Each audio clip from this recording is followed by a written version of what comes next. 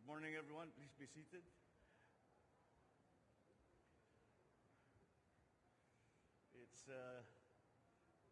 It is good to be home, to see everyone all bright-eyed and bushy-tailed on this early Sunday morning. Nagising kayo ng maaga. Sorry na lang, but ganun yung flight schedule namin. Mabatiin ko lang ang ating mga kasama, yung ating mga cabinet member na sumama sa Philippine delegation na nandito. Siyempre, ang ating mga ibang cabinet member na nagbantay habang kami nagbabiyahe. Vice President Sara Duterte. Nandyan si Pasay City Lone District Representative Antonio Calixto, the AFP Chief of Staff, Lieutenant Bacaro, and Major Service Commanders, other distinguished guests, ladies and gentlemen, good morning. I am pleased to report to you and the Filipino people the main outcomes and results of this working visit of ours to New York from 18 to 24 September. My first activity upon arriving in the United States was to meet with the Filipino community. And their smiles, their songs, and their welcoming took away the weariness of a 16-hour flight from Manila. And in our meeting, I thanked our kababayans who came. Some came from Canada, some came all the way from Florida. And I thank them for the work that they do and their contributions to the communities in the Philippines and in the United States. I also, once again, expressed my respect and my admiration for their commitment to the future and welfare of their families, including those who are still back home here in the Philippines. I also took the opportunity to share with them some of our priorities and plans under this administration and their important role in the work ahead.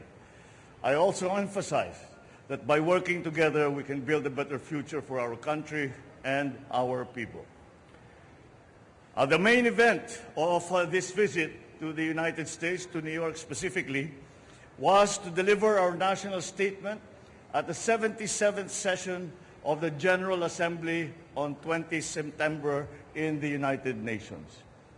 In my speech, I articulated the role we see for the Philippines working with the United States, the United Nations, in building a brighter future for our people and a safer and more just world for us all.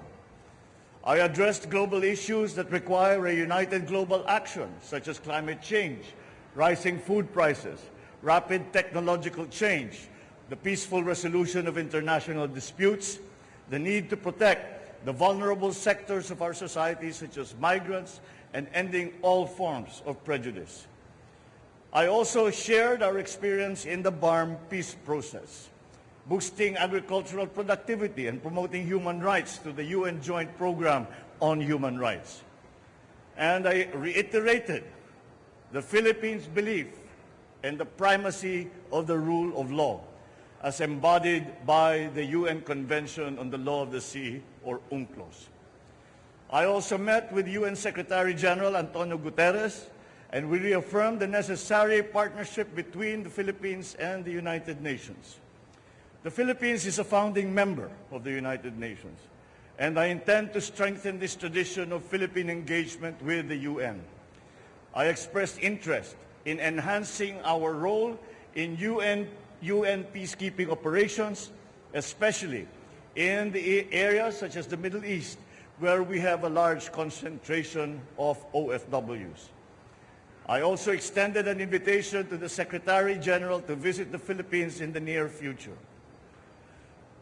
During the conference in the United Nations, I also held formal and informal bilateral meetings with leaders of our key partners, such as the U.S., such as Japan, and I shared with them the priorities of the Philippines to work with them in addressing food and energy security and climate change, amongst other many issues. Our discussions were very productive, and the members of the Cabinet will now work to operationalize the many areas of cooperations that we identified. I met also with a number of business leaders from different U.S. companies during the week, and all of them committed to be a part of our development and economic growth.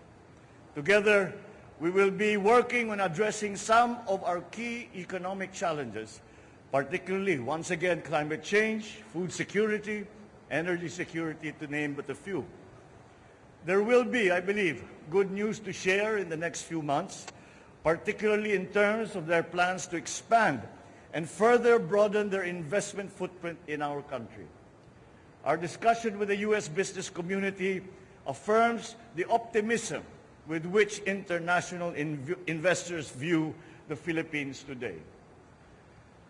I also delivered a keynote address at the New York Stock Exchange and at the Philippine economic briefings, which drew institutional investors, senior corporate executives, fund managers, and entrepreneurs. At these meetings, I shared with them our vision for the future and how important it was to address the key challenges that continue to constrain the development of our economy. I also informed them about how we intend to deal with some of the fundamental problems in our food, energy, and broader economic security. I also emphasized the importance of peace and stability in the region and the important role of great powers like the United States, so that developing countries like the Philippines can have the space to achieve growth potentials. It was thus an honor to ring the closing bell on the trading floor of the New York Stock Exchange at exactly 4 p.m. in the afternoon of September 19th.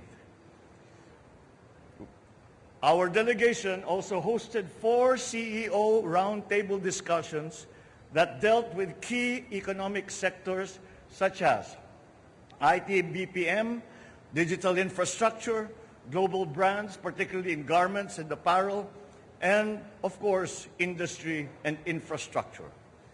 I was joined by the economic managers and other cabinet members in brainstorming with these U.S. companies, some already present and others intending to be in the Philippines.